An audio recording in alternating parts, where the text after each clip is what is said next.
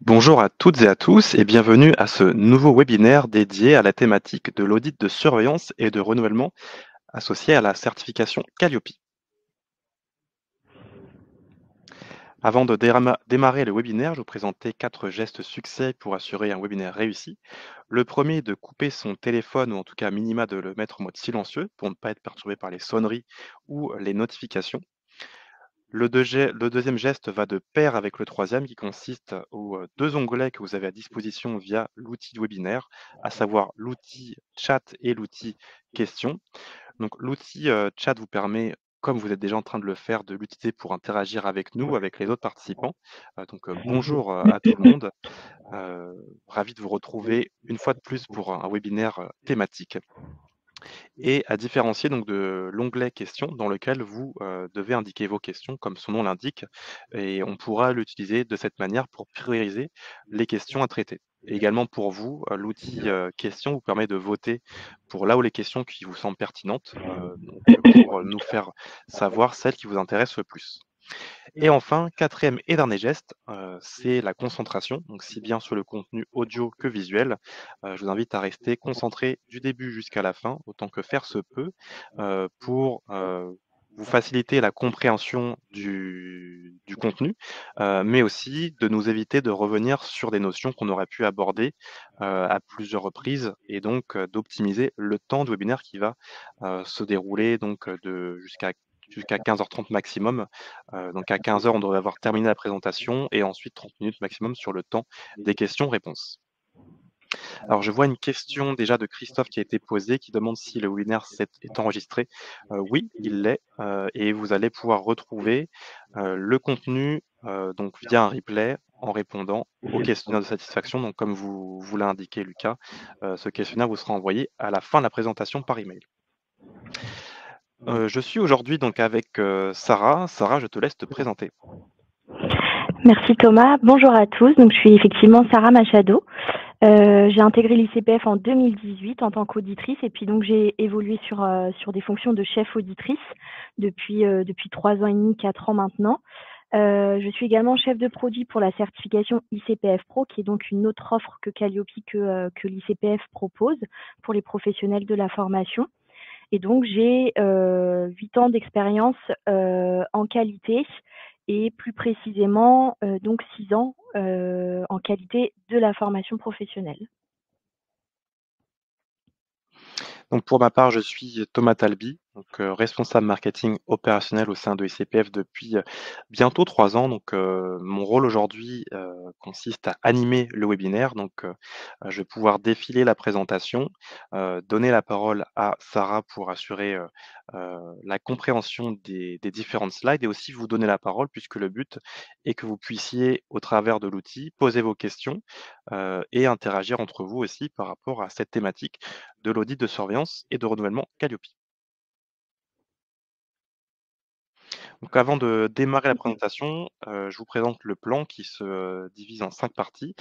Une première partie dédiée à la présentation de ICPF qui est notamment, intéressante pour les, personnes qui sont certifiées actuellement Calliope mais qui ne le sont pas chez ICPF. Donc, pour comprendre, comment nous mettons en œuvre la démarche de certification, également les offres complémentaires.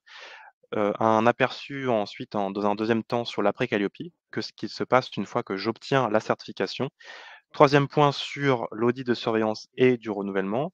Quatrième point sur les indicateurs audités et les évolutions, notamment avec les différents référentiels qu'on a pu voir au cours de ces derniers mois. Et pour terminer, la séance de questions-réponses, à savoir qu'on n'abordera pas uniquement les questions à la fin. Vous avez déjà la possibilité d'utiliser la fonctionnalité questions pour nous les faire parvenir. Et lorsqu'on identifiera une question qui sera en lien direct avec une slide, on pourra l'aborder tout de suite et garder les questions qui restent plutôt à la fin de la présentation. Donc si vous avez déjà des questions, vous pouvez le faire dès maintenant. Alors pour démarrer, donc je vais vous présenter ICPF, en tant qu'organisme certificateur. Donc nous existons depuis 1995. On a commencé par la certification de personnes physiques. Sarah en a parlé en quelques mots sur la certification ICPF Pro. On a démarré sur cette certification pour faire reconnaître, l'expertise, la démarche qualité d'intervenants, personnes physiques, notamment auprès de clients grands comptes pour leur, démontrer qu'ils sont aptes à travailler avec eux. On a, l'une des forces, c'est notre plateforme Noé, qui, permet aujourd'hui de simplifier grandement les étapes d'une démarche de certification.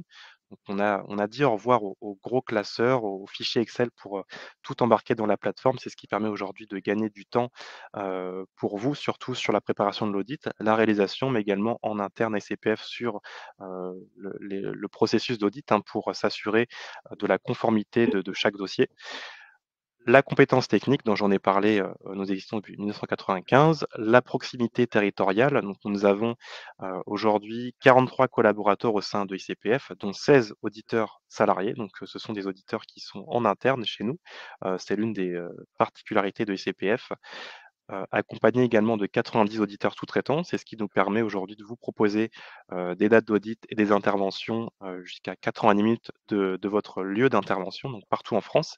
Également dans les DOM, donc si vous êtes, peut-être en Martinique ou en Guadeloupe, nous avons des auditeurs ici. Ce sont des questions qui reviennent fréquemment et dans toutes les zones du territoire. Le quatrième point, c'est le service client.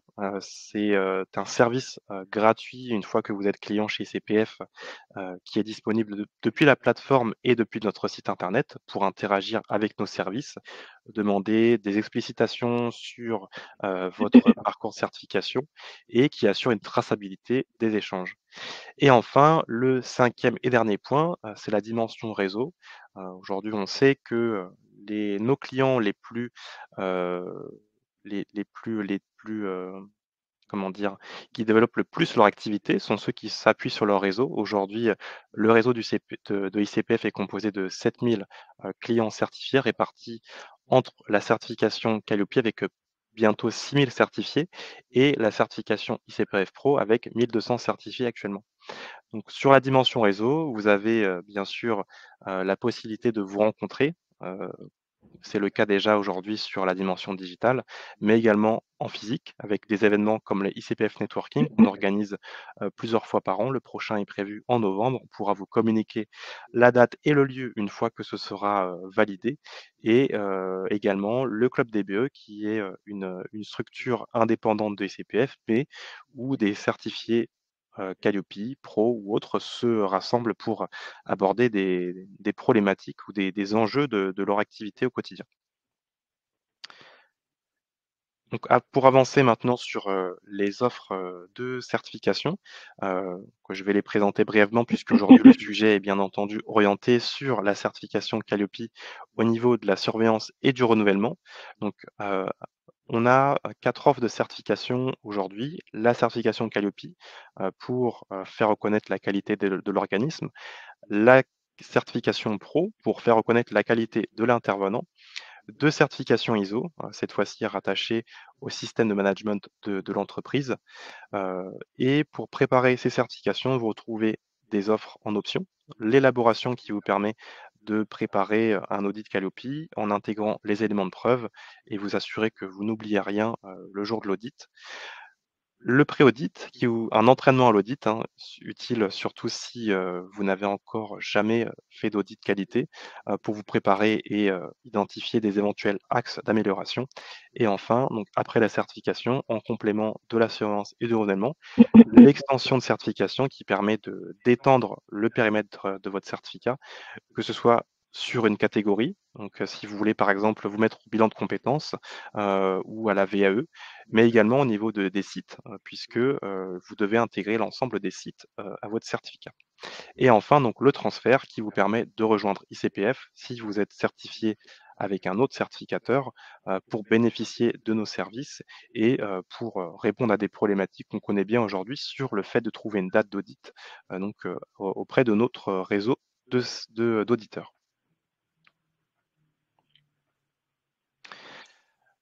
Donc pour terminer sur, la présentation de ICPF, un rappel de notre parcours client. Aujourd'hui, un parcours sur lequel vous êtes positionné.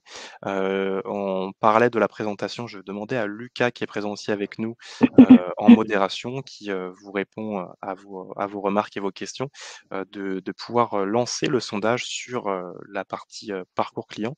Donc savoir où vous êtes positionné aujourd'hui sur le parcours, heu, en parallèle de la présentation. Donc, au niveau de l'étape 1, vous avez un projet de certification avant de vous engager dans une démarche donc qui vous permet, la création du compte et l'accès à une newsletter, ça c'est le début de la démarche.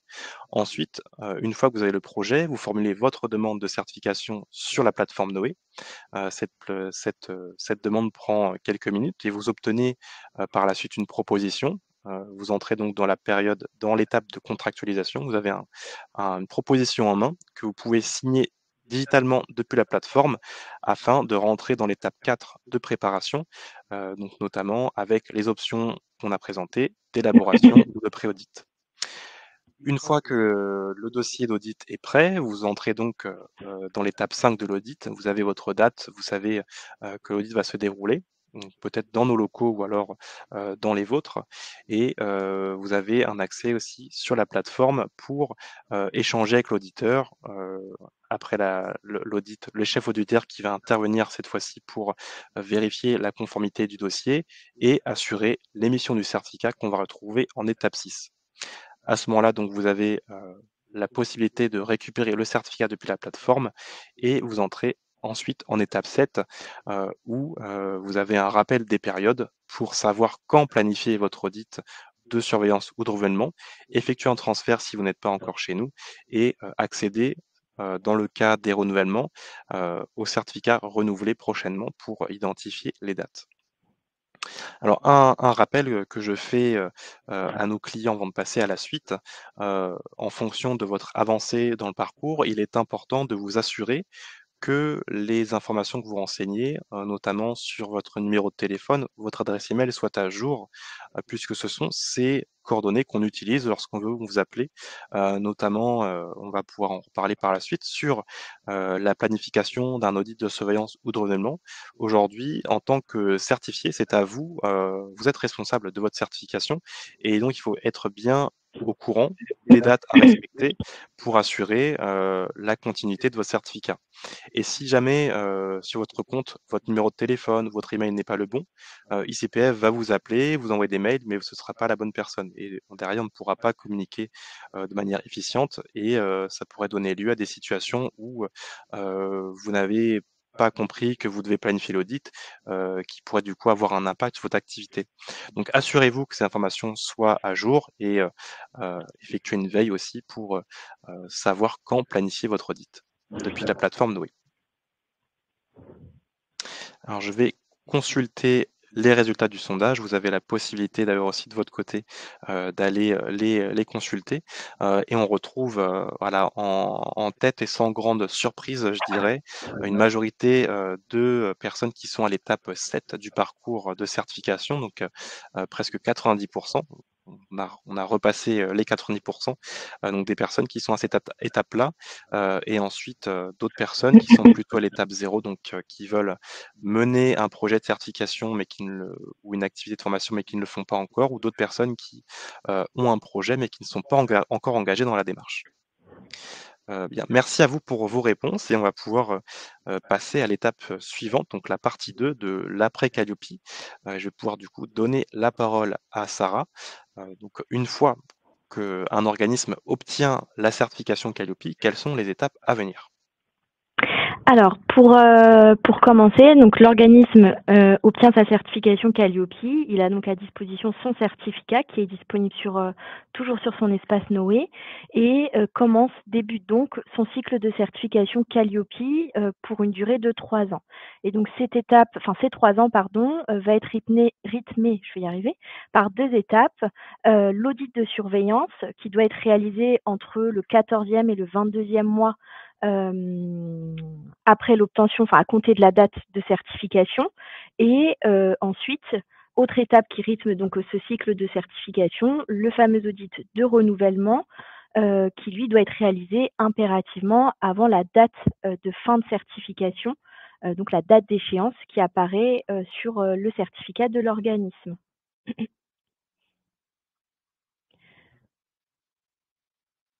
Est-ce que tu avais quelque chose à ajouter, Sarah? Oui, je Oui. voulais du coup donc rajouter que l'audit de surveillance peut être réalisé à distance, à condition que l'audit initial ait eu lieu en présentiel.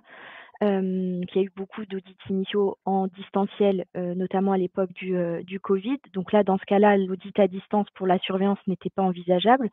Et donc on vous conseille effectivement de le faire à distance. C'est plus facile en termes de choix de date. En tout cas pour vous, ça vous permet d'avoir plus de choix en termes de créneaux. Néanmoins, si pour une quelconque raison, vous préférez aussi le faire en présentiel, c'est tout à fait envisageable.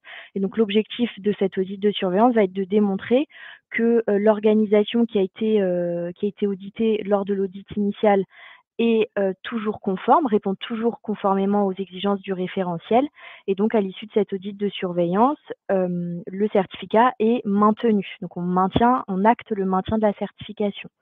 Pour l'audit de renouvellement, l'objectif est toujours de démontrer, donc la conformité de l'organisme, de l'organisation, toujours, par rapport aux exigences du référentiel et là, cette fois-ci, à l'issue de l'audit de renouvellement, le certificat est renouvelé donc pour un nouveau cycle de 3 ans et donc important à savoir et à rappeler, c'est que ces audits de surveillance et de renouvellement sont financés par votre redevance annuelle.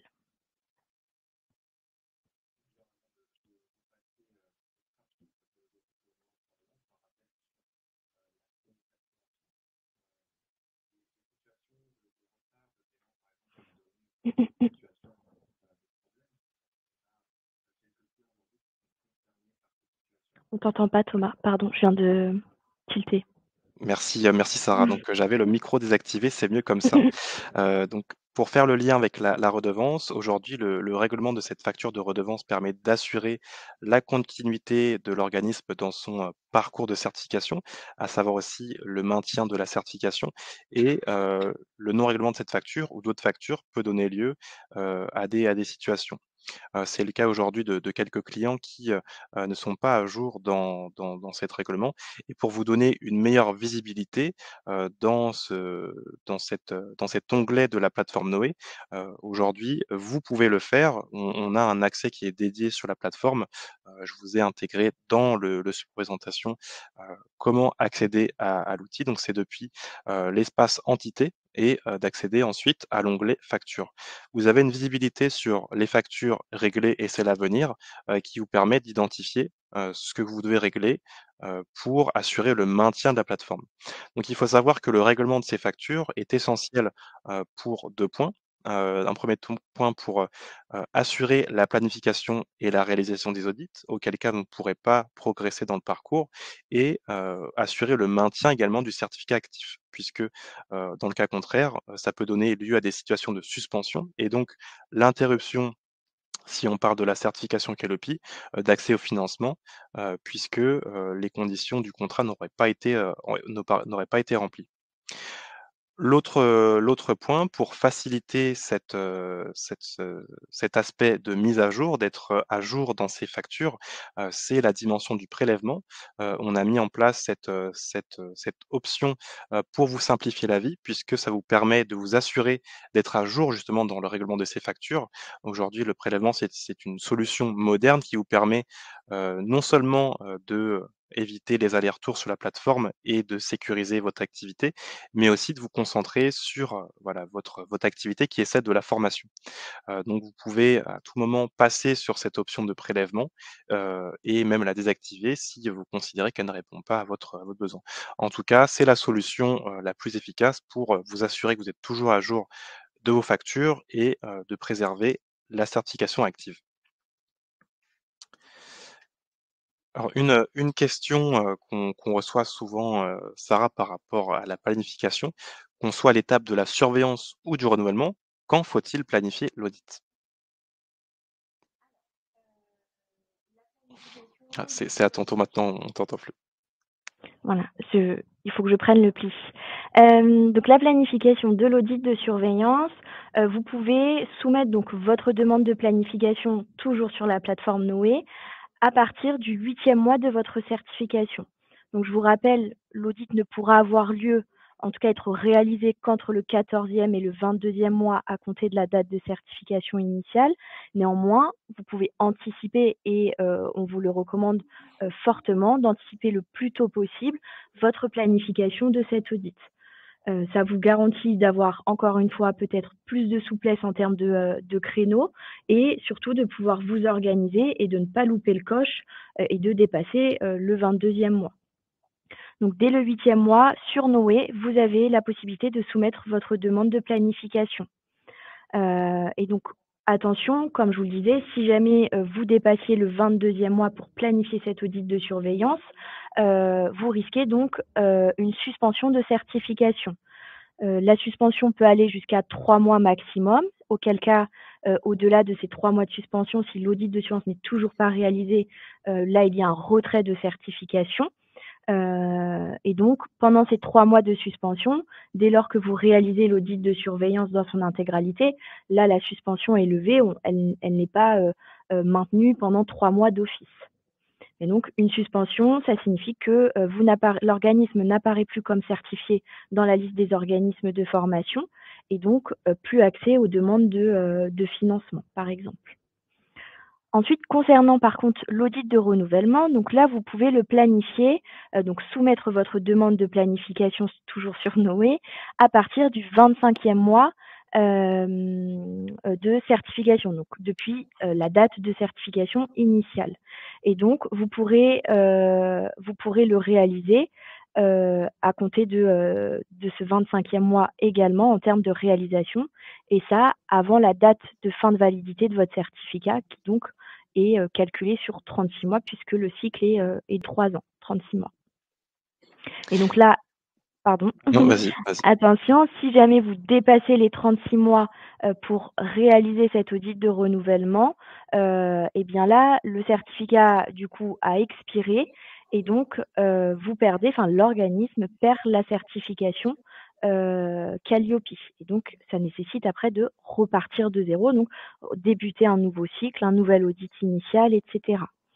Et donc attention également au délai de traitement des non-conformités, et c'est pour ça qu'encore une fois on vous recommande fortement de le planifier dès que possible et suffisamment tôt avant la fin de validité du certificat, dans le cas où il y aurait des non-conformités à corriger, que vous ayez le temps nécessaire dans de bonnes conditions pour corriger et apporter les preuves de correction sans que ça n'ait d'impact donc sur la validité de certification Calliope de l'organisme. Alors, on va prendre quelques questions, Sarah, avant de passer à la suite. Je vois déjà qu'il y a une question qui a été, largement votée, puisqu'elle répond à vos attentes. On va la traiter plus tard parce qu'on a une slide qui est prévue sur ce point qui, concerne les changements, liés aux différentes versions du référentiel Calliope. Donc on va aborder ce sujet. J'en ai vu quelques-unes qui concernent plutôt les dates et pendant qu'on est sur, cette slide, on va les traiter. Donc une question de Marion: combien de temps avant la limite doit-on demander un audit de renouvellement? Donc, comme je vous le disais, donc vous pouvez dès le 25e mois de certification Calliope déjà soumettre votre demande de planification d'audit de renouvellement.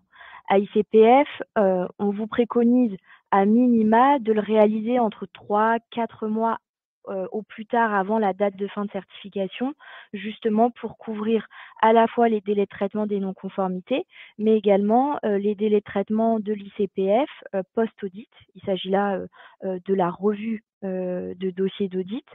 Ça permet à ICPF de pouvoir le faire sans que ça n'ait d'impact non plus sur vous, enfin sur l'organisme et sa certification. Donc, de préférence entre 3 et 4 mois avant la date de fin de certification, à ajuster aussi en fonction de vos activités, en fonction de la période sur laquelle ça tombe. Peut-être que vous préférez le faire plutôt 6 mois à l'avance ou voilà, 2 mois à l'avance, ça peut être encore jouable, mais donc il faut le faire dès que possible et le plus tôt pour éviter tout incident sur la certification. Une question de Mallory pour le renouvellement. Est-ce que la nouvelle date d'expiration sera la même que le premier cycle ou sera-t-elle en fonction de la planification de l'audit de renouvellement? Alors non, elle ne sera pas en fonction de la date de l'audit de renouvellement. Donc vous avez un certificat qui est valide 3 ans. Donc imaginons que la date de fin de certification soit aujourd'hui, le 20 juin, mais que vous avez réalisé votre audit, au mois d'avril et que, ICPF, la revue, a acté le renouvellement donc au mois d'avril. Le nouveau certificat, avec le nouveau cycle de 3 ans, débutera donc au lendemain de la date de fin de validité de votre certificat en cours. Le Là, dans ce cas-là, donc, le fait de réaliser le plus tôt possible votre audit de renouvellement vous permet donc, de ne pas louper le coche et donc vous ne risquez pas de perdre la certification Qualiopi de l'organisme, mais pour autant vous n'empiétez pas non plus, vous ne réduisez pas votre premier cycle parce que vous auriez fait l'audit trop tôt. Donc systématiquement, les cycles qui s'enchaînent, se basent systématiquement donc sur la date de certification initiale. Alors ça répond, par la même occasion à une question de Nathalie qui demandait également, quelle serait la date du cycle par rapport, à ce renouvellement de certification. Alors on va pouvoir passer, à la troisième partie du webinaire, donc sur, le sujet plus, direct, hein, sur la surveillance et le renouvellement, même si on a bien déjà entamé. Pour, s'engager de manière conforme dans, ce parcours, quelles sont les étapes à venir pour assurer la planification et la réalisation de l'audit?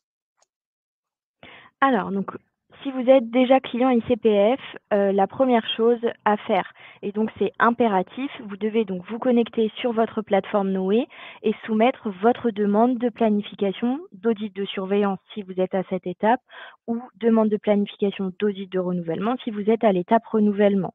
Donc dès lors que vous connectez sur votre espace Noé, c'est sur la page d'accueil, le tableau de bord, vous avez, donc un encadré qui vous invite donc à soumettre votre demande. Vous devez donc compléter la demande et la soumettre et vous recevrez donc, dans un second temps, une proposition d'audit en fonction des informations que vous aurez complétées et ensuite donc troisième et dernière étape, vous passez avec succès donc, cet audit, de surveillance ou de renouvellement. Et donc là, donc vous avez le maintien, du certificat et donc vous continuez d'avoir accès aux demandes de financement, pour les prestations que vous proposez. C'est vraiment un point essentiel à retenir. La demande de certification, elle est à faire de votre côté. Ce n'est pas une démarche qu'on peut faire pour vous et tant que vous n'aurez pas planifié cet audit, vous ne pourrez pas avoir la certitude que, l'audit va bien se réaliser dans les périodes de conformité. Donc commencez par là, dès que vous avez la possibilité de le faire depuis la plateforme, à partir de 8 mois à compter de la certification pour la surveillance, donc connectez-vous sur Noé, faites votre demande. Plus tôt elle sera faite, plus tôt elle sera traitée et le plus tôt vous aurez une date d'audit pour vous organiser. C'est vraiment un point essentiel, qui, aujourd'hui pourrait impacter, la suite de votre certification. Donc ça vaut également pour, le renouvellement, qui fonctionne de la même manière. La demande est à faire sur la plateforme et vous assure, de pouvoir poursuivre le parcours dans les meilleures conditions. On a d'ailleurs aujourd'hui, des offres complémentaires qui sont en cours d'élaboration, qui pourraient être utiles, pour, des clients qui auraient manqué cette date-là, notamment sur une possibilité de pouvoir planifier des demandes en urgence ou, de réaliser un audit, le samedi par exemple. Pour l'instant, ces offres ne sont pas disponibles, mais, on compte, vous en dire davantage sur les jours qui viennent ou les semaines suivantes. Alors, on a un parcours également, pour, les personnes qui ne sont pas encore clients chez CPF. Quelles sont les étapes pour, ces personnes-là? Alors donc dans le cas où vous ne seriez pas encore client ICPF, donc l'organisme est certifié, chez un autre certificateur, et que donc vous souhaitez, rejoindre nos certifiés, vous devez donc, vous connecter sur Noé, donc vous créez votre compte sur Noé et là vous allez pouvoir faire ce qu'on appelle une demande de transfert. Donc c'est la première étape, vous faites votre demande de transfert. Ensuite, vous recevrez donc une proposition donc de contrat de transfert, donc pour transférer votre certification chez ICPF. Et ensuite, une fois que le transfert est acté, c'est-à-dire qu'ICPF acte la reprise de certification de l'organisme, vous aurez la possibilité donc de planifier soit votre audit de surveillance, mais également donc votre audit de renouvellement dans le cas où vous seriez à l'étape de renouvellement. Et donc là, les avantages, c'est que premièrement, donc la demande de transfert pour intégrer les certifiés d'ICPF est gratuite, donc elle est sans frais pour l'organisme, et on offre quand même de bonnes disponibilités en termes de dates, donc avec justement le réseau d'auditeurs important que vous présentez, Thomas, un peu plus tôt dans le webinaire. Alors on a une question qui a été posée par, Aguilar, qui me semble pertinente puisque, c'est, le début de la réflexion. Il y a peut-être des personnes qui se posent aussi cette même question.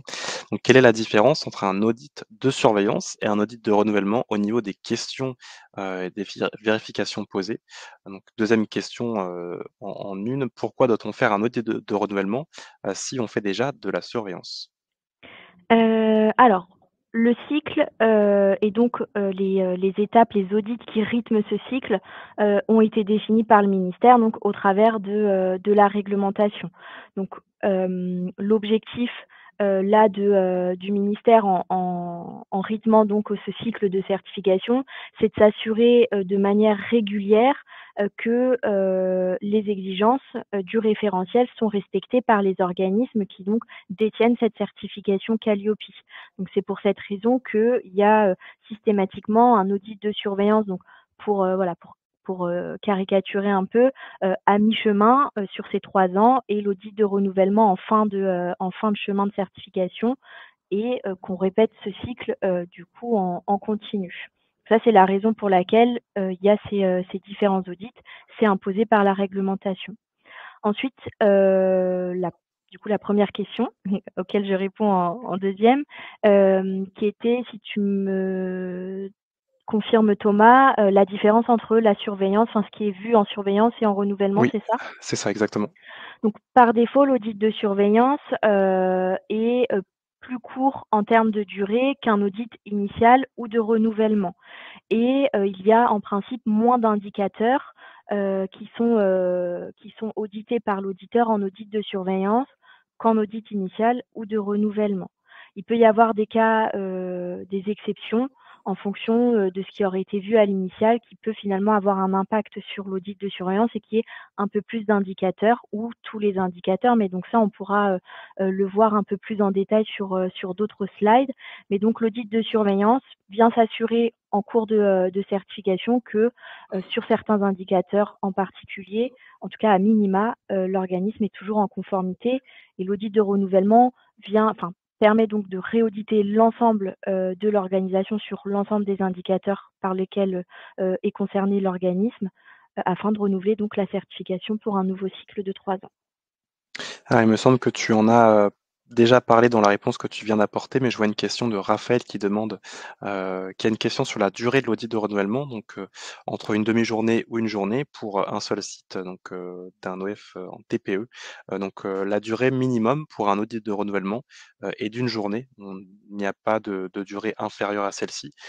C'est le même calcul que pour un audit initial. Donc à partir d'un jour, la durée peut être supérieure, mais elle ne sera, jamais inférieure à un jour complet. Tout à fait. Donc pour aller plus loin sur la planification de l'audit, comment cela se passe sur la plateforme Noé en détail, Sarah? Alors, donc comme je vous le disais, lorsque vous connectez sur votre espace Noé, donc sur la page d'accueil qui est votre tableau de bord, vous avez donc le fameux encadré qui vous incite, du coup, vous suggère donc de planifier dès à présent votre audit de surveillance. Donc vous n'avez plus qu'à cliquer sur planifier l'audit de surveillance pour que cela vous redirige vers le formulaire de demande donc de planification. Vous allez donc, en cliquant sur ce bouton, pouvoir compléter le formulaire de demande dans lequel vous allez, déclarer, un certain nombre d'informations, et là notamment, déclarer les changements, qui ont pu avoir lieu pour l'organisme donc depuis l'audit précédent, que ce soit en termes de catégorie, en termes d'adresse, de catégorie d'action, pardon, je vais parler en version complète, d'adresse ou d'autres informations en termes d'organisation que qu'ICPF a besoin de recueillir pour évaluer, donc faire ce qu'on appelle une analyse de risque et donc identifier si oui ou non il peut y avoir des impacts sur la certification et donc agir en conséquence avec un audit d'extension si c'est nécessaire ou une modification de certificat si c'est nécessaire.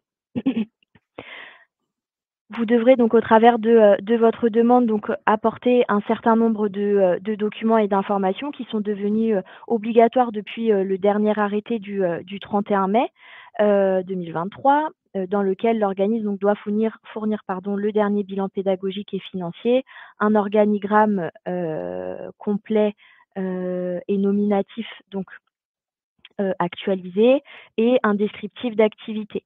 Donc toutes ces informations vous sont demandées au travers de la demande et pour le descriptif d'activité, on vous a donc simplifié la démarche où vous n'avez plus qu'à répondre aux questions en cochant oui ou non pour aller plus vite dans la complétude de ce formulaire. Ensuite, vous demanderez, donc dans le cadre de la planification, dans ce formulaire, vous allez indiquer là où les créneaux, les périodes sur lesquelles vous souhaiteriez du coup planifier votre audit de surveillance ou de renouvellement.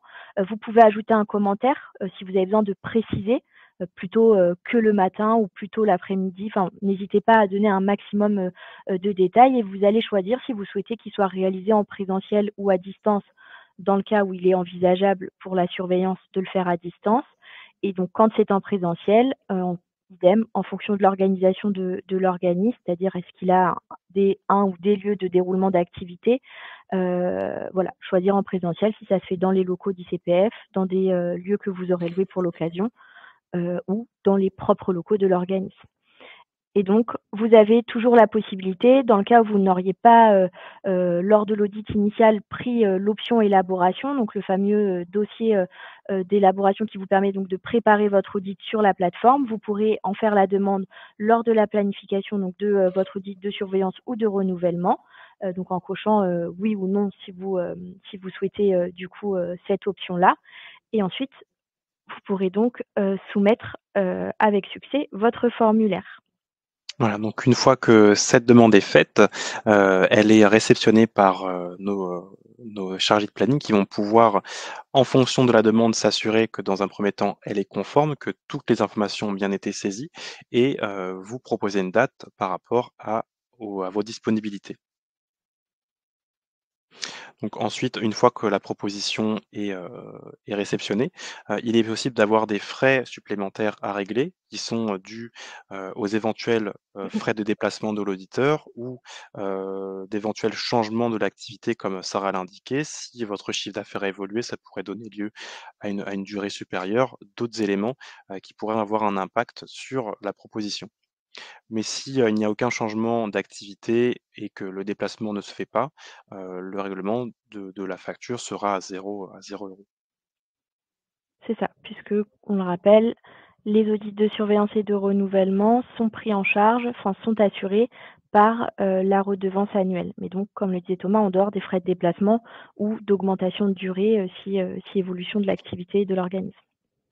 Et donc une fois que l'audit, en prenant l'exemple de l'audit de surveillance, planifié, comment faire, une fois que l'audit est à une date pour, commencer la préparation?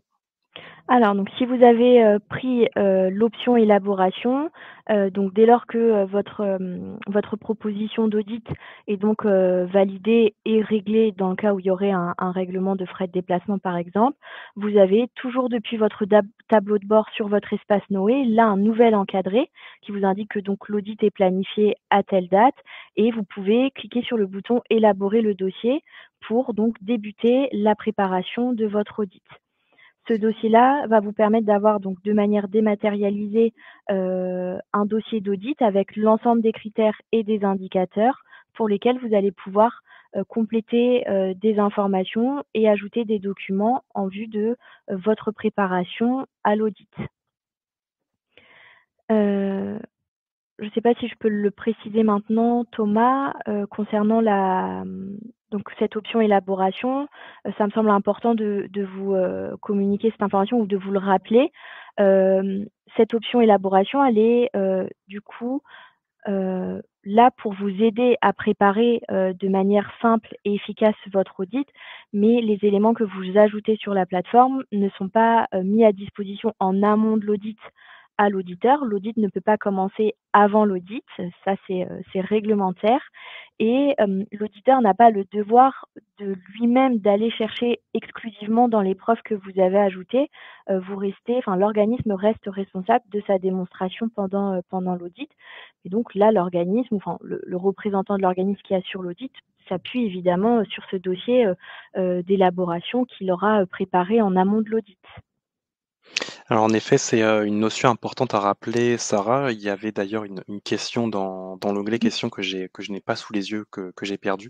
Mais en effet, quelqu'un se demandait pourquoi, l'auditeur n'accédait pas à cette option en amont de l'audit. Donc Sarah vient de vous apporter la réponse, pour un aspect réglementaire, principalement et j'ai une autre question, que je dois retrouver. Voilà, une question de Raphaël. Donc pour bien comprendre, l'accès au dossier Noé n'est pas automatique lorsqu'un renouvellement est acté et réglé par redevance. Il faut donc reprendre une option élaboration en plus. Alors, si vous aviez pris l'option élaboration, à l'audit initial, cette option-là, donc, à 89 € hors taxe, elle est valable, hem, que, pour que pour un cycle. Donc effectivement, si vous souhaitez, de nouveau à l'audit de renouvellement pour le prochain cycle, toujours bénéficier de cette option-là, vous devez effectivement resouscrire, à celle-ci et donc régler à nouveau les, 89 € hors taxe. Donc il n'y a pas de renouvellement de cette option-là, systématiquement, en tout cas à titre gratuit, c'est toujours soumis, à votre décision. Mais en tout cas, il n'y a pas de notion d'obligation, hein. Si, l'option élaboration n'a pas été prise à l'initiale, bah, là, vous savez que vous n'aurez pas accès dans tous les cas à ces documents. Le but est de pouvoir, si vous l'aviez, sur le premier cycle, de pouvoir renouveler en même temps que la demande de certification, le fait de maintenir l'accès à l'option. Mais, comme le son l'indique, hein, une option n'est pas obligatoire. Voilà, donc une fois que l'audit est planifié, que le dossier est préparé via Noé, comment se déroule, le fameux audit, Sarah? Alors donc l'audit commence, donc soit à distance, soit en présentiel avec, l'auditeur, en face de vous ou en tout cas en face, de votre écran si c'est à distance et donc pendant cet audit de surveillance ou de renouvellement, vous allez donc, il est attendu que l'organisme démontre, la conformité donc de son dispositif, de son organisation vis-à-vis des différents indicateurs, du référentiel Calliope. Et donc cette démonstration de conformité, elle doit, passer, systématiquement par des éléments de preuve, donc c'est-à-dire des éléments de preuve, factuels, constatables par l'organisme, par l'auditeur pardon. Hem Et donc ces éléments de preuve seront, en corrélation avec l'échantillonnage que l'auditeur aura décidé, pardon, en réunion d'ouverture. Donc, j'en profite, ça répond aussi à d'autres questions. Lorsque vous êtes en audit de surveillance, l'auditeur va donc échantillonner, sur l'ensemble des activités qui ont pu être réalisées entre l'audit initial et l'audit de surveillance et donc sur cette activité, l'auditeur va faire un choix de manière représentative vis-à-vis de l'organisation, de l'activité, pour sélectionner une ou plusieurs prestations, qui va donc constituer son échantillonnage et il vérifiera donc la conformité du dispositif au travers d'éléments de preuve factuels sur cet échantillonnage-là. Alors j'ajoute une remarque, ça concerne pas directement cette slide, mais je viens de jeter un œil du côté du chat et je vois beaucoup de questions. Donc je vous rappelle que les questions sont à formuler dans l'onglet questions pour qu'on puisse, simplifier la modération. Donc pour les personnes qui, auraient peut-être, rejoint le webinaire, après, le début où j'ai, fait ce rappel, je vous invite à formuler vos questions au bon endroit pour qu'on puisse bien les identifier. Ce que je vois par exemple, une question qu'on va pouvoir aborder, par la suite des questions qui concernent le remplissage de la demande, sur l'aspect organigramme donc je sauf erreur de ma part, je te laisse confirmer Sarah. Même pour un indépendant, l'organigramme est obligatoire et il faut bien indiquer du coup que la personne est seule dans l'organisation. Tout à fait. L'organigramme est obligatoire quel que soit, le nombre de personnes ou le statut donc de l'entreprise. Donc si vous êtes seul et que vous êtes donc seul à assurer, l'ensemble des activités, au sein de l'organisme, l'aspect, commercial, ingénierie, animation et cetera, vous devez donc, f organiser, créer votre organigramme en fonction de ça et de le soumettre, même si effectivement c'est vous qui allez apparaître, à plusieurs reprises sur ces différentes fonctions. Mais effectivement, sans organigramme, on ne pourra, pas valider, du coup la on ne pourra pas en tout cas vous envoyer une proposition puisque la demande sera considérée comme incomplète. Ensuite, donc pour poursuivre, donc petit 1, vous avez fait votre audit. Ensuite, petit 2, après l'audit, donc s'il y a des non-conformités, qu'elles soient majeures ou mineures, vous avez un délai de traitement pour pouvoir, corriger et apporter les preuves de correction donc, de ces différentes non-conformités qui auraient pu être notifiées durant l'audit. Pour rappel, vous avez donc des délais de traitement différents en fonction, des non-conformités. Pour les non-conformités majeures, vous avez donc 3 mois maximum pour corriger et apporter les preuves de correction à l'auditeur sur la plateforme Noé ou au travers d'un audit complémentaire, d'apporter donc les éléments de preuve de correction. Pour les non-conformités mineures, vous avez seulement 1 mois, mais là, cette fois, pour envoyer un plan d'action dans lequel vous décrivez quelles sont les actions que, vous allez mettre en place ultérieurement pour corriger ces non-conformités mineures.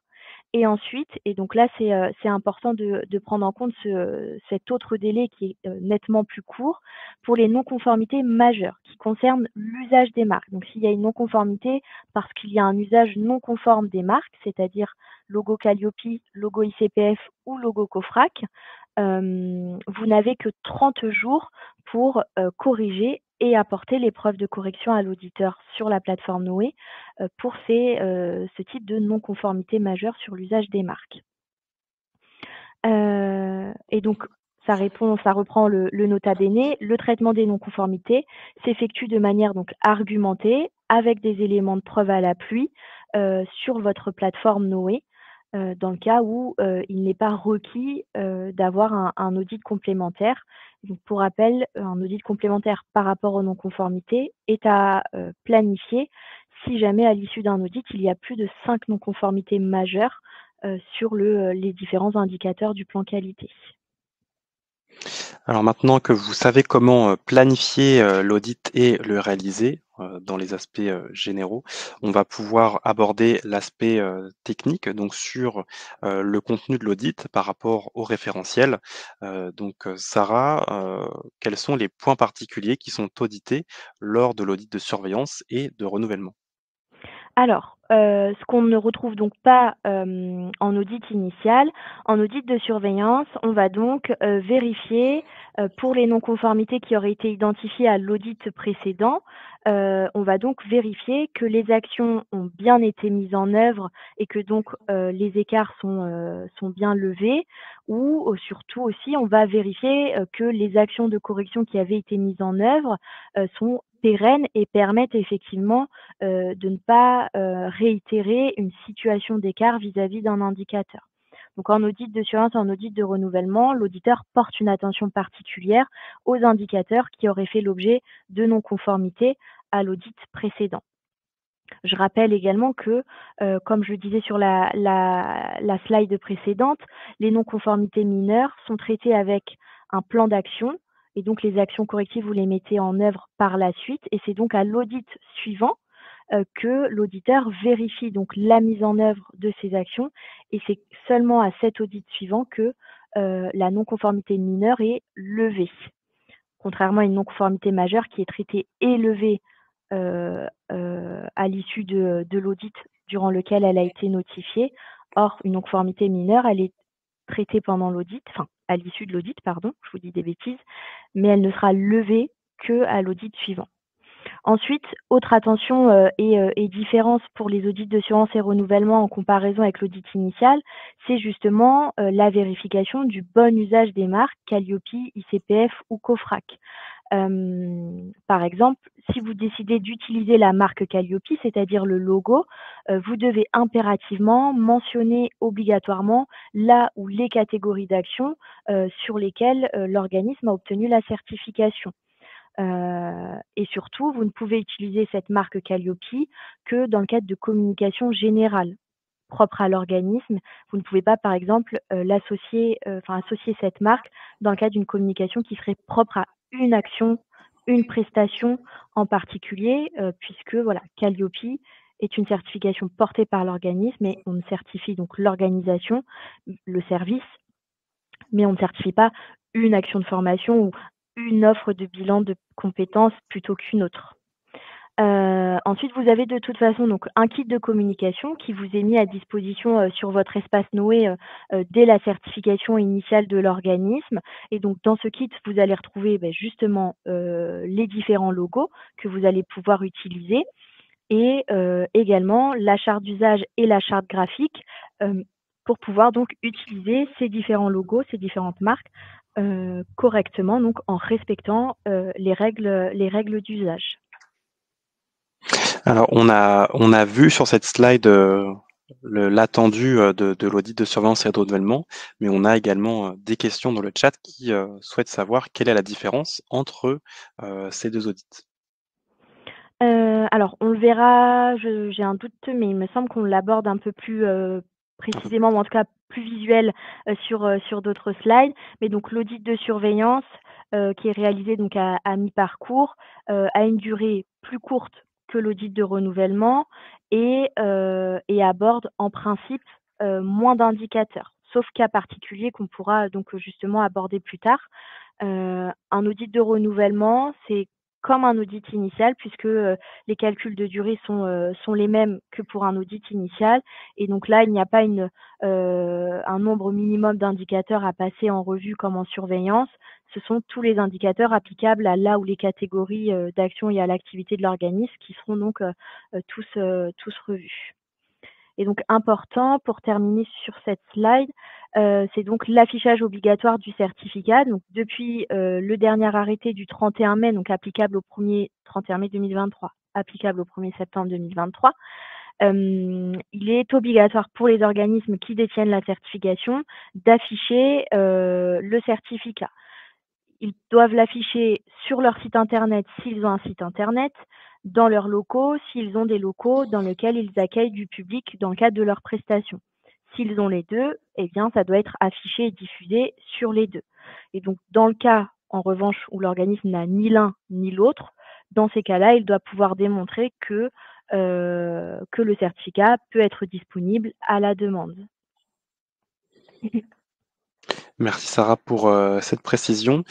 Toujours au regard du référentiel, on retrouve des indicateurs qui peuvent être abordés lors de la surveillance et du renouvellement. Quel est le détail qui va être vu lors de l'audit? Donc, comme je vous le disais, l'audit de surveillance, donc il y a des indicateurs à minima qui sont audités, et donc ce sont ceux qu'on retrouve cités dans le premier point. Donc, on va à minima, quoi qu'il arrive, l'auditeur va auditer les indicateurs 1, 4, 3, 5, 6, le 7, le 10, le 11, le 16, le 17, le 19, le 21, le 22, le 26 et le 27, le 31 et le 32. Mais on n'est pas au loto, on est en train de Oui. décrire le déroulé de l'audit, mais voilà. C'est ça. Et les numéros complémentaires sont les indicateurs du CFA, donc avec les indicateurs 14, 15, 20 et 29.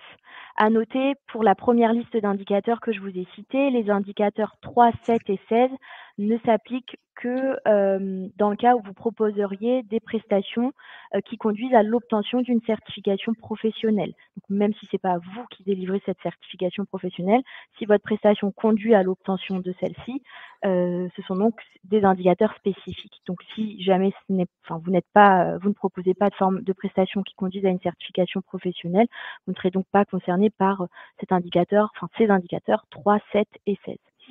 Et enfin, si jamais vous aviez bénéficié des conditions aménagées lors de l'audit initial, vous aurez donc en plus des indicateurs à minima que je vous ai cités précédemment, les indicateurs 8, 9, 13, 18, 23 et 30. Et donc c'est là où il y a encore une distinction. Si jamais les conditions nouvel entrant également avaient été appliquées lors de votre audit initial, donc là, votre audit de surveillance est majoré d'une demi-journée supplémentaire. Donc ça, c'est réglementaire également. C'est pas une décision propre à ICPF. Lors de cet audit de surveillance, l'ensemble des indicateurs sont à nouveau réaudités. On ne reste pas sur un nombre d'indicateurs à minima, c'est tous les indicateurs. Et donc, à noter également, si jamais donc lors de l'audit précédent à l'audit de séance, c'est-à-dire l'audit initial, des indicateurs avaient fait l'objet de non-conformité, mineure ou majeure, ces indicateurs seront également ajoutés à la liste s'ils n'apparaissent déjà pas dans les indicateurs à minima, seront ajoutés également pour à nouveau être audités. Alors, je pense que ça fait partie des interrogations de plusieurs d'entre vous. C'est une question qui a été largement votée, qui a été posée par Émilienne. Donc, je dois passer mon premier audit de contrôle, donc audit de surveillance après ma certification. Que dois-je préparer concrètement pour ne pas perdre de temps, être à jour et répondre aux attendus? Donc, si je comprends bien moi aussi Sarah, donc c'est la feuille de route pour préparer, l'audit de surveillance avec, les indicateurs en fonction des catégories du certificat. Tout à fait. Donc là, avec cette slide-là, effectivement, vous avez déjà, le ou les indicateurs donc qui vont pouvoir être audités en audit de surveillance. Ensuite, vous aurez de toute façon en amont de l'audit, ce qu'on appelle le plan d'audit. Alors par contre, celui-ci, généralement, il est mis à disposition par l'auditeur entre 1-2 semaines avant l'audit, donc ça peut faire court pour se préparer. Et donc là, avec ces informations, effectivement, vous pouvez déjà identifier les indicateurs sur lesquels vous préparez pour dès à présent, sans attendre le plan d'audit, préparer votre audit. Et vous pouvez également vous appuyer aussi sur l'option élaboration si vous l'avez prise lors de la planification, ou en faire la demande si finalement vous la souhaitez pour préparer votre audit. Enfin, pour l'audit de renouvellement, donc là, il n'y a pas une sélection d'indicateurs, ce sont tous les indicateurs qui seront, donc toujours encore une fois, tous les indicateurs qui sont applicables à là ou les catégories sur lesquelles vous demandez le renouvellement de la certification. Tous les indicateurs donc concernés seront réaudités. Et donc, information importante, la mise en œuvre donc d'une action par catégorie, dans le cas où l'organisme serait certifié sur plusieurs catégories. Donc, la mise en œuvre d'une action depuis l'audit initial est donc un prérequis pour pouvoir renouveler la certification sur là où les catégories jusqu'à présent certifiées pour l'organisme. Donc, si jamais aucune action n'avait été mise en œuvre depuis l'audit initial, l'organisme ne pourra pas renouveler la certification sur la ou la catégorie pour laquelle il n'a réalisé aucune activité depuis l'initiale. Une question également sur la réalisation des actions, mais cette fois-ci du point de vue de l'échantillonnage, une question posée par Mathieu. Nous avons notre audit de renouvellement prochainement. L'échantillonnage sera-t-il pris sur un dossier entre l'audit de surveillance d'il y a un an et aujourd'hui? Et où se peut-il qu'un dossier soit pris avant? Alors, en principe, la période d'échantillonnage pour l'audit de renouvellement, c'est effectivement, l'auditeur va échantillonner une ou plusieurs actions sur l'ensemble de l'activité qui a été réalisée depuis l'audit de surveillance. Pourquoi je dis en principe? Parce que pour certains organismes, vous proposez donc des prestations qu'on pourrait qualifier de longues et qui sont, je prends l'exemple de l'apprentissage qui s'étale donc sur un an, sur des années scolaires, et donc effectivement peut-être que le début a commencé en septembre 2023, et que donc l'audit de surveillance a eu lieu en octobre 2023, même si cette action-là a débuté un mois avant l'audit de surveillance, elle pourrait potentiellement être sélectionnée par l'auditeur dans le cadre de son échantillonnage. Mais donc, en principe et de manière la plus stricte possible, ce qui est échantillonné, ce sont les activités depuis l'audit précédent jusqu'à l'audit, qui se déroule. Alors, on va maintenant aborder le sujet des évolutions du référentiel et c'est la question d'ailleurs qui a été la plus votée sur le webinaire. Donc, quels sont les principaux changements du référentiel Calliope à avoir en tête pour un audit de renouvellement quand on a fait l'audit initial en 2020 et la surveillance en 2022? Alors, donc effectivement, on a vu, là sur ces, derniers mois depuis, la fin d'année, pas mal d'évolutions.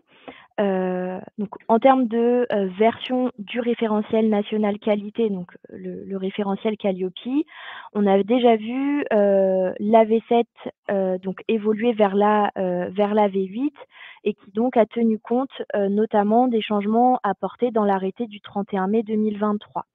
Et donc, dans cette nouvelle version 8 du référentiel qui a été appliquée depuis le 23 janvier 2024, on a vu déjà évoluer et préciser la définition d'un organisme nouvel entrant.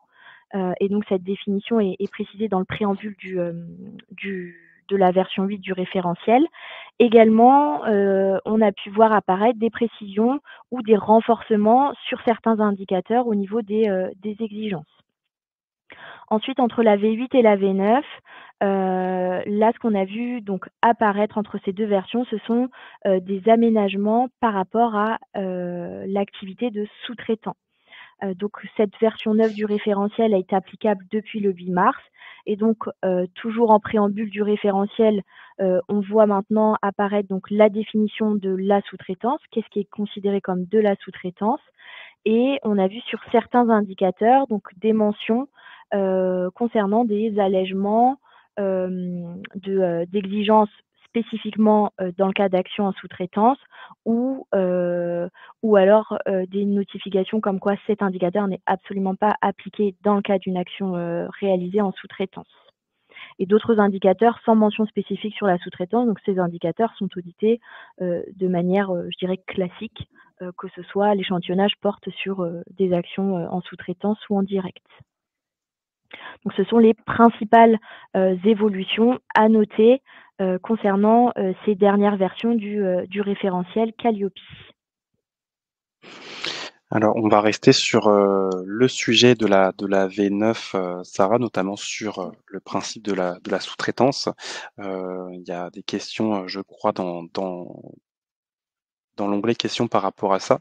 Donc, pour aller plus loin dans cette version du référentiel, quelles sont les exigences de cette évolution? Alors, vous avez à l'écran donc un encadré sous-traitance. Ce sont donc ces encadrés qu'on va retrouver sur un ensemble d'indicateurs qui justement portent des précisions concernant la sous-traitance pour certains de ces indicateurs. Donc on voit apparaître donc des aménagements, donc des cas particuliers pour les sous-traitants. Et donc certains indicateurs, par exemple, ne sont pas du tout audités, donc pas du tout applicables pour la sous-traitance.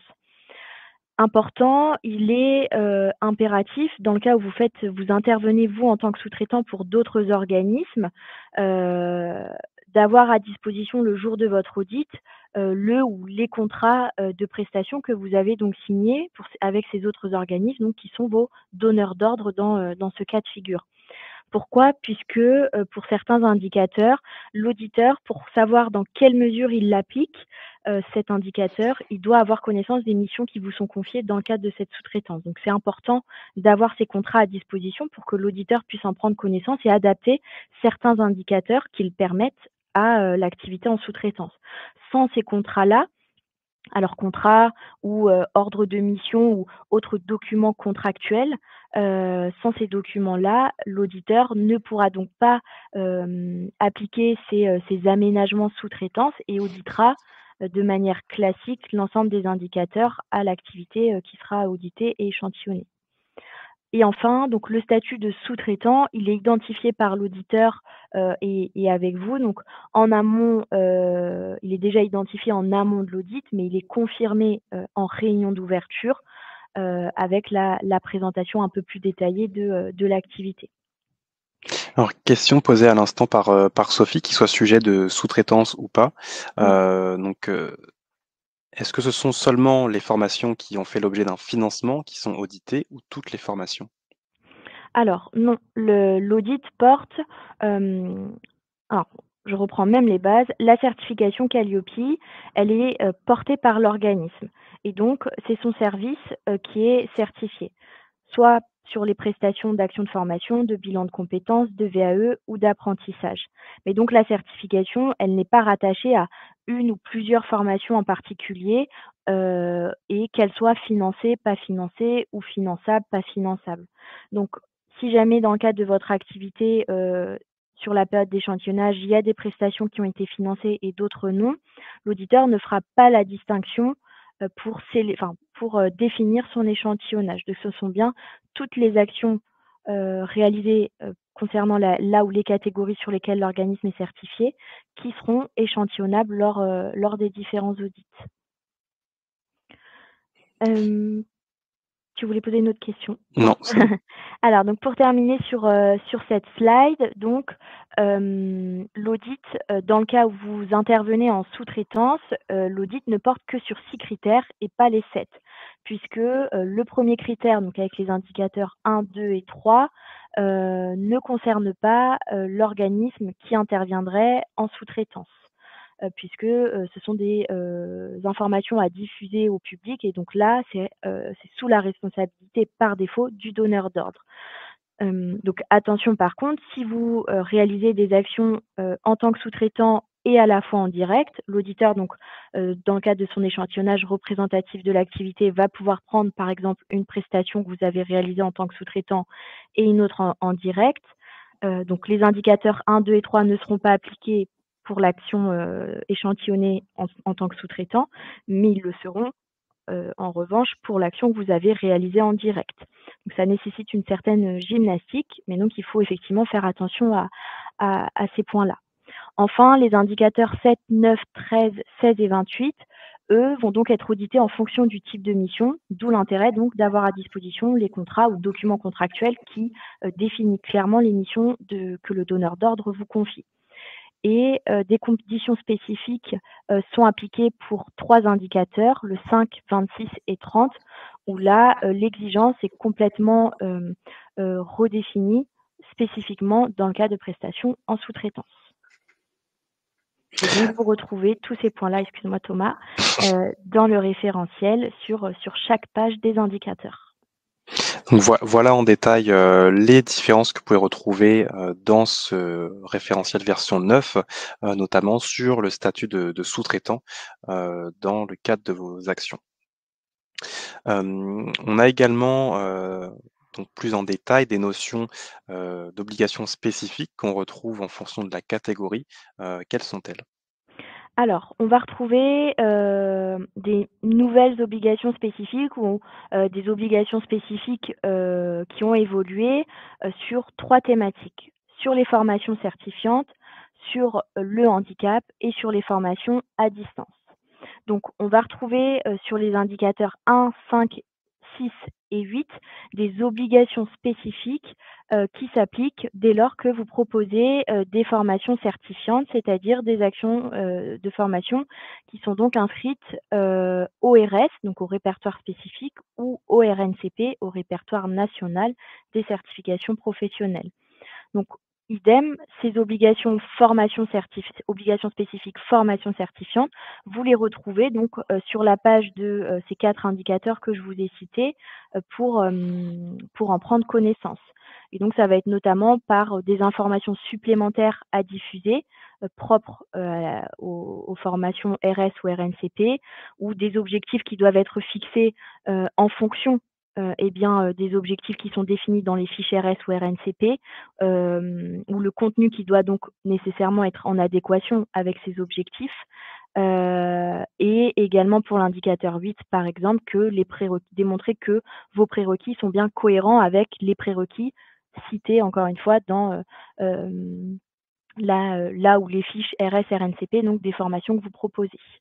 Pour la partie handicap, il y a donc une précision à l'indicateur 6 où l'organisme doit démontrer qu'il prend en compte dès la conception et dans le cadre de la mise en œuvre des prestations, le handicap et donc les aménagements, possibles à, là où les situations de handicap, que l'organisme peut rencontrer. Et ensuite indicateur 19, donc celui-ci, voit apparaître donc une obligation spécifique pour les formations à distance où l'organisme donc, doit, démontrer donc dans le cadre d'une action de formation en partie ou en totalité à distance, qu'il y a donc une assistance technique et pédagogique appropriée évidemment pour accompagner donc, les bénéficiaires dans leur parcours de formation. Alors, on a également une partie sur les évolutions, des indicateurs et des attendus. On arrive à la fin là de la présentation pour ensuite dédier le reste du temps sur le traitement des questions. Il y en a beaucoup. Je pense pas qu'on aura le temps de toutes les traiter, mais on va, les traiter par ordre de priorité. Donc je te rends la parole Sarah sur, l'une des dernières slides de la présentation. Alors donc concernant les évolutions de certains indicateurs, et ou, attendus, niveau attendu des exigences, pour les indicateurs 23, 24 et 25 donc qui concernent, la partie veille, de l'organisme, donc là, dans le cas, d'absence d'exploitation de la veille, ça entraîne une non-conformité mineure et plus une non-conformité majeure. À l'époque, enfin dans les anciennes versions, une non-conformité mineure, c'était dans le cadre d'une exploitation partielle de la veille. Là, qu'elle soit partielle, l'exploitation, ou absence totale d'exploitation, ça donne lieu à une non-conformité mineure.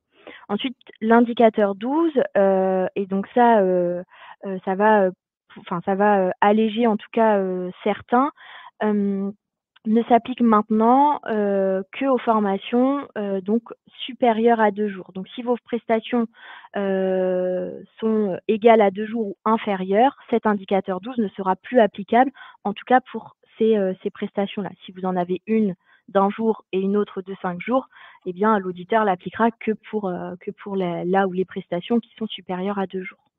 Enfin, la formulation de certains niveaux attendus a pu évoluer, soit pour apporter des précisions ou soit une simple reformulation, de manière à ce que ce soit, plus compréhensif, pour, et les certificateurs et les organismes qui prétendent, à la certification Qualiopi. Et enfin, donc il y a un glossaire, intégral qui est à disposition donc, du référentiel en toute fin de celui-ci pour justement, faciliter la compréhension, de certains termes qui sont donc utilisés, sur ces, différents indicateurs, en tout cas dans leur rédaction. Donc ce glossaire est à retrouver en fin de référentiel. Donc pour conclure, avant de passer à la séance de questions-réponses, 4 points à retenir par rapport à la thématique du jour. Donc 1er point, dès l'obtention de la certification Qualiopi, donc vous entrez dans le cycle de la surveillance et du renouvellement, donc qui sont rythmés par les 2 audits, et donc vous tenir à jour de ces différentes dates pour assurer, le maintien de la certification. À ce moment-là du parcours, il y a une attention particulière à avoir sur l'utilisation de la marque, l'utilisation du certificat et les changements éventuels de votre activité. Le 3e point, c'est que la planification s'effectue à partir du 8e mois à compter de l'obtention du certificat pour, l'audit de surveillance et à partir du 25e mois pour la planification de l'audit de renouvellement. Et enfin, le 4e et dernier point, c'est que, le service client, simplifie les étapes du parcours. Donc en cas de question, sollicitez-nous depuis la plateforme qui est donc accessible depuis Noé directement ou sur le site internet pour répondre à vos questions, en sachant que vous avez également à votre service, de la documentation écrite, donc de la documentation qui, émane du ministère avec la FAQ ou le référentiel, mais aussi sur le site de ICPF, des replays de webinaires comme celui qu'on est en train de faire actuellement, des articles, notre propre FAQ, et d'autres contenus qui peuvent, vous venir en aide. Donc vous avez, une action qui vous a été partagée, si, c'est votre cas aujourd'hui, de pouvoir planifier l'audit, ce qui va vous permettre de prendre de l'avance si, vous n'êtes pas encore, dans les derniers instants de votre, planification, de le faire maintenant et d'obtenir une date, pour la planification de l'audit. Alors, on va aborder donc les questions. Je vous présente maintenant quelques rappels pour les personnes qui seraient arrivées après l'introduction. Je sais que Lucas a déjà fait le rappel plusieurs fois dans le chat, mais je reviens dessus. Donc la présentation vous sera donnée via un lien pour accéder au replay et de retrouver le support présentation via un email. Donc une fois la présentation terminée, on vous envoie un email qui contient une enquête de satisfaction et à la fin de cette enquête, vous retrouvez donc le lien pour accéder au replay et le lien pour accéder au support. Donc, je vous informe déjà que, vous devez copier, les liens avant de cliquer dessus puisque une fois que vous cliquez sur l'un des 2 liens, vous allez, partir du questionnaire, et vous ne pourrez pas refaire, retour en arrière, à moins de remplir une nouvelle fois le questionnaire, ce qui peut, être problématique. Ensuite, donc 3e point, pour effectuer les différentes actions, que ce soit pour la planification d'un audit de surveillance ou de renouvellement, pour la planification d'un audit initial Calliope ou pour une offre, complémentaire ISO, ou Pro, je vous invite à vous connecter sur la plateforme Noé et également pour rejoindre ICPF via le transfert de certification. Donc vous avez toujours à votre disposition, les coordonnées de notre équipe que je vais vous afficher dans quelques instants et l'accès depuis la plateforme Nomi. Alors, on va passer donc aux questions. Je vais, les afficher de manière, à faire ressortir celles qui ont été votées le plus, et on va pouvoir avancer de cette sorte. Alors une question de Raphaël, sur quoi porte l'audit de renouvellement concrètement? Toutes les sessions de formation organisées en direct sur les 3 ans ou juste les sessions réalisées depuis l'audit de surveillance ou autre? Concernant donc, l'échantillonnage, des actions pour l'audit de renouvellement, ce sont donc toutes les actions qui ont été réalisées, depuis le précédent audit. Donc en principe depuis l'audit de surveillance. Et donc sauf dans le cas où, comme je le disais tout à l'heure, si vous êtes sur des actions longues, peut-être que l'action longue, voilà, la date de début de l'action longue a chevauché, l'audit de surveillance. Une question de Céline: «Quel est le délai de réponse pour un audit de renouvellement? Car j'ai planifié l'audit 2 mois avant la fin de mon certificat». Donc si la question c'est, une fois que j'ai réalisé l'audit, combien de temps après j'ai un retour sur le renouvellement ou non du certificat? Déjà dans un premier temps, à partir du moment où il n'y a pas de non-conformité, ou s'il y en a, à partir du moment où vous avez traité l'ensemble des non-conformités et qu'elles ont donc été levées par l'auditeur émet un avis favorable au renouvellement de la certification ou au maintien de la certification si on duplique là l'exemple sur un audit de surveillance.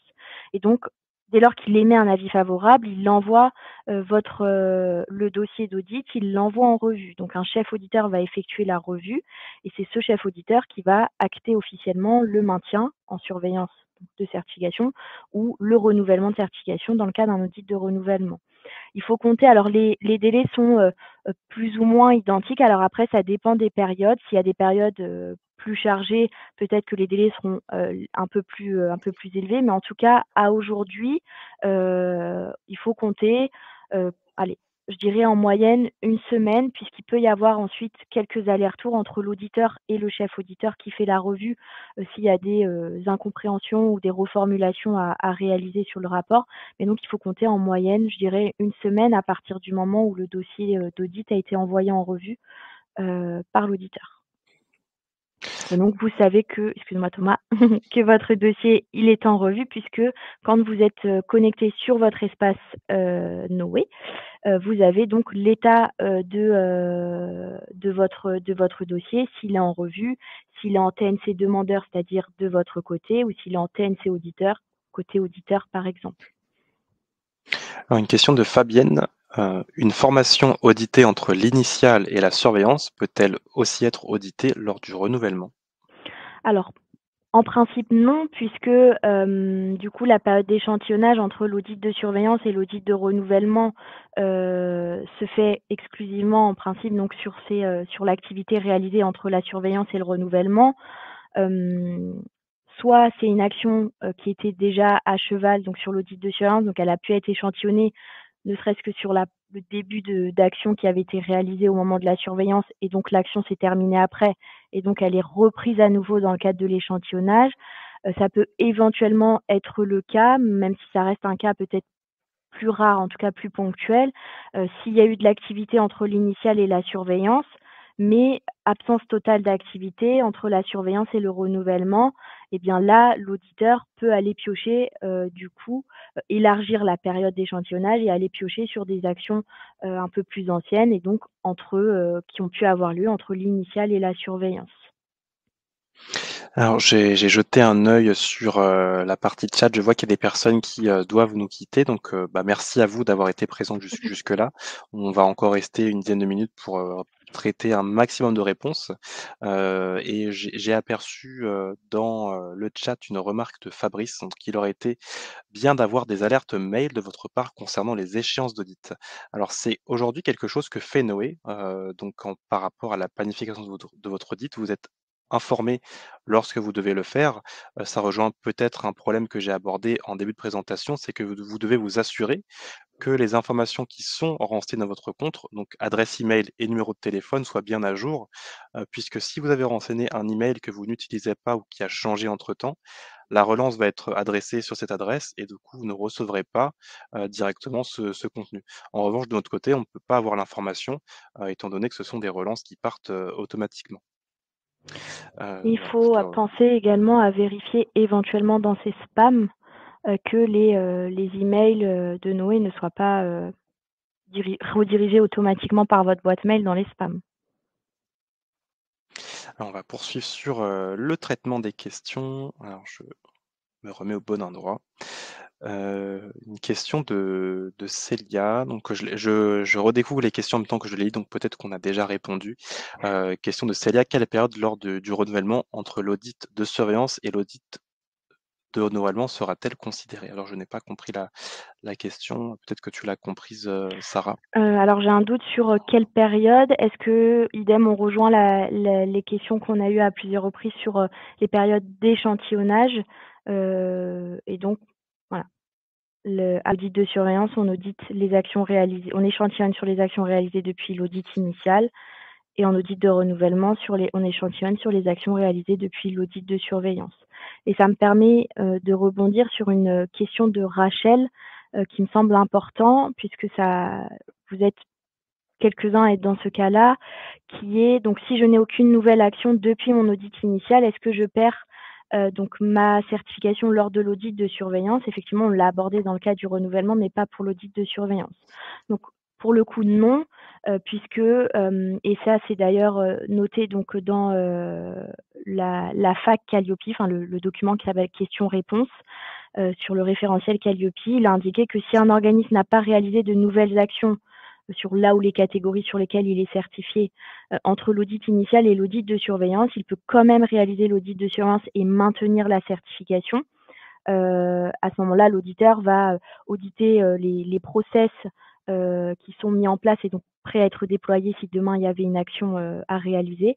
Mais donc en revanche, s'il n'y a toujours pas d'action entre la surveillance et le renouvellement, donc depuis l'initial aucune action, là l'organisme ne peut pas renouveler la certification sur la catégorie pour laquelle il n'y a pas eu d'activité depuis l'initial.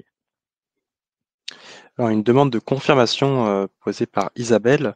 Le plus intéressant serait-il donc de passer l'audit de renouvellement juste après l'audit de surveillance? Alors je dirais que ça dépend en fonction des organismes, de l'activité ou autre. Ça peut être plus stratégique ou plus intéressant pour certains, comparé à d'autres. Donc là, c'est à vous de voir. Ce qui est le plus pratique, le plus arrangeant, j'ai envie de vous dire aussi, en termes d'organisation et de réalisation de cet audit, de le planifier, assez rapidement, ou pas après l'audit de surveillance. Alors je cherche une question. On a déjà parlé à plusieurs reprises des actions, réalisées entre l'audit initial et surveillance. Je pense que celle-ci, on l'a déjà traitée. Donc si je n'ai aucune nouvelle action depuis mon audit initial, est-ce que je perds du coup ma certification lors de l'audit de surveillance? Donc effectivement, oui, si aucune action depuis l'audit initial, jusqu'à l'audit de renouvellement, effectivement, l'organisme, se verra perdre la certification sur cette catégorie. Il n'y a pas eu d'action puisqu'on enfin voilà, là, c'est une exigence également réglementaire. On ne peut pas, enfin un certificateur ne peut pas renouveler une certification, sur une catégorie sur laquelle il n'y a eu aucune action réalisée depuis la certification initiale. Une question de Bilal, est-ce que tous les acteurs présents dans l'organigramme, pardon, doivent participer à l'audit de surveillance? Non, et ça, quel que soit l'audit, c'est pas que pour l'audit de surveillance. Là, ce qui est important, pour vous de retenir, c'est que, l'audit, côté organisme, doit être, réalisé, assuré au moins par une personne, interne de l'organisme, donc qui figure sur l'organigramme, de l'organisme, qui est d'ailleurs, une pièce obligatoire à fournir pour planifier et qui est un prérequis pour réaliser donc, les audits. Mais donc non, si vous êtes 2, 3 ou 25 ou 500 au sein de l'organisme, toutes ces personnes-là n'ont pas d'obligation d'être systématiquement et tous présentes à l'audit, aux différents audits quels qu'ils soient. Alors, question de Marc, vous avez indiqué que l'audit de renouvellement est aussi complet que l'audit initial. Cela veut-il dire que pour l'audit de surveillance, certains indicateurs ne sont pas audités?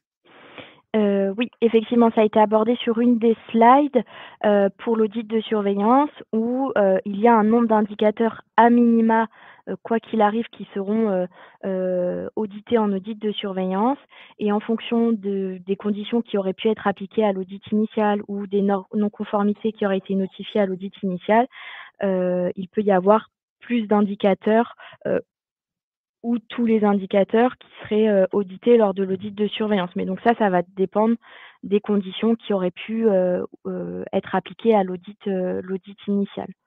Et donc si aucune condition, particulière, c'est-à-dire nouvel entrant, ou conditions aménagées, lors de l'audit initial et pas de non-conformité non plus, par exemple, à l'audit initial, vous aurez, exclusivement les indicateurs à minima qui sont cités donc sur la slide et vous pourrez retrouver cette slide dans le support, après le webinaire. Alors, question de Raphaël, devra-t-on, pour le nouveau cycle de 3 ans, repasser un audit de surveillance à mi-parcours, puis un audit de renouvellement? Alors je peux répondre, il y a quelques questions auxquelles je peux répondre. Celle-ci, je sais que c'est pas un risque. Donc, oui, vous devez repasser, l'audit de surveillance à mi-parcours, puis le renouvellement. En fait, une fois que vous obtenez la certification KLOPI, vous entrez dans le cycle du certifié et le rythme est maintenu, jusqu'alors que vous souhaitez sortir du cycle. Mais donc, heu, vous avez l'initiale, vous obtenez la certification et ensuite surveillance à mi-parcours, renouvellement pour, reprendre sur un cycle de 3 ans qui sera lui-même, rythmé par la surveillance, renouvellement et cetera. Il y a une question, alors qui a eu peu de votes, mais qui me semble tout de même, importante parce qu'il y a, très souvent confusion.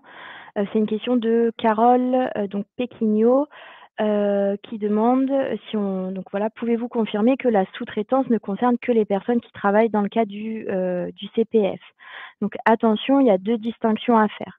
Il y a l'arrêté de décembre 2023 qui a pour objectif d'encadrer, en tout cas de mieux encadrer, la sous-traitance dans le cadre des actions, qui sont financées par le CPF. Et donc là, oui, ça s'applique que, pour celle-ci. En revanche, dans le référentiel national qualité, donc au travers des audits Qualiopi, ça concerne toutes les activités, toutes les prestations qui ont pu être réalisées en sous-traitance, qu'elles aient pu ou pas être financées ou qu'elles soient finançables ou pas par le CPF. Donc là, il faut faire attention dans le référentiel, quel que soit le type de sous-traitance, CPF ou pas, ces actions pourront être échantillonnées par l'auditeur. Alors on va prendre, quelques 2 dernières questions, je pense, avant la fin. Une question de Marion, Noé, est-ce juste pour nous préparer aux audits? Et si oui, dans quel délai, avant l'audit, la plateforme est-elle disponible? Alors est-ce que tu peux répéter le début de la question, Thomas? S'il te plaît? Alors, Mario demande si la plateforme Noé est juste réservée, en tant que candidat à la certification. Donc, Noé, Mmh. est-ce juste pour nous-mêmes, pour nous préparer aux audits? Et si oui, dans quel délai avant l'audit est-elle disponible? Donc la plateforme Noé, donc tous les clients ICPF y ont accès. En revanche, tout le monde n'a pas accès à l'option élaboration puisque, bah, comme, ça porte son nom, c'est une option pour préparer son audit. Donc si vous n'avez pas pris l'option, vous n'aurez pas accès à votre dossier dématérialisé, en amont de l'audit pour pouvoir le préparer. Et donc dans le cas où vous l'auriez pris, vous aurez accès à ce dossier dématérialisé à partir du moment où vous avez planifié votre audit initiale, surveillance ou renouvellement, dès lors que c'est planifié. Donc vous avez, validé et réglé la proposition, Mmh. vous aurez Marion accès indique à ce qu'elle dossier. elle parle bien de l'option élaboration. OK, donc oui, c'est ça. Donc à partir du moment où c'est, vous avez pris l'option et que donc vous avez planifié votre audit, vous avez accès, dans la foulée à votre dossier en version dématérialisée, même si la date d'audit est dans, 6 mois. Alors une question qu'on a déjà abordée, mais, je vais peut-être ajouter un complément.